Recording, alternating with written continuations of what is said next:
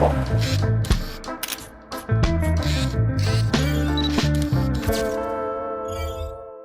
So geo leads is our most popular lead type, and it's pretty versatile. I tell people all the time, I'm like, there's a reason for every agent to have geo leads, whether they're doing just listed, just sold, they're prospecting on behalf of a buyer, they're using it to market open houses, like whatever it is, the geo leads tool is pretty versatile, but the conversion on geo leads is not what it is on the other lead types. If somebody came to me and they were like, I've got to get a listing in the next 90 days, I wouldn't be like, go prospect geo leads. I'd be like, you better get on the phone with expireds, because those are the people that are closest to the transaction, convert the best.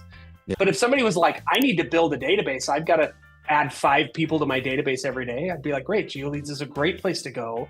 Again, taking people you don't know, turn them into people you do know, and then let your CRM nurture that relationship. Like you said, qualify to the point where they're like, yeah, I'm ready, willing, and able to track. My thing on that, just in the ratios, my dad used to say it takes, what the ratio was like 5 leads to 1 appointment.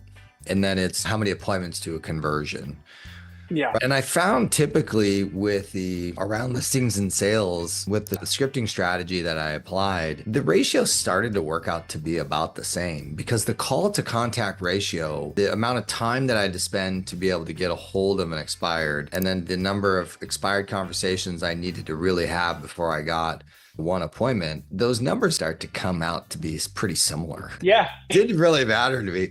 And same thing with for sale by owners. I can book 4 out of 5 for sale by owners into an appointment, but that doesn't mean that I'm going to convert 1 out of the 5.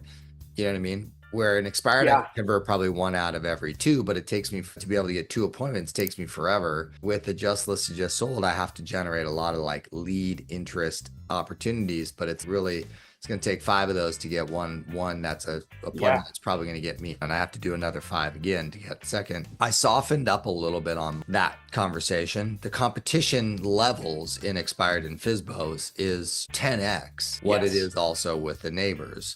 So when I throw in the competition, you can get a couple of appointments, but you're going to be competing against 2 to 3 other people. So you may not even get it. If you're new, you may not even get it. You might get the appointment, but you're probably not even going to get a conversion for a while. Right. Where if I put you in a low competition environment, maybe you can just work a little bit harder. So at the end of the day, where I ended up was, it really doesn't matter. Each one of these things has their own unique set of ratios.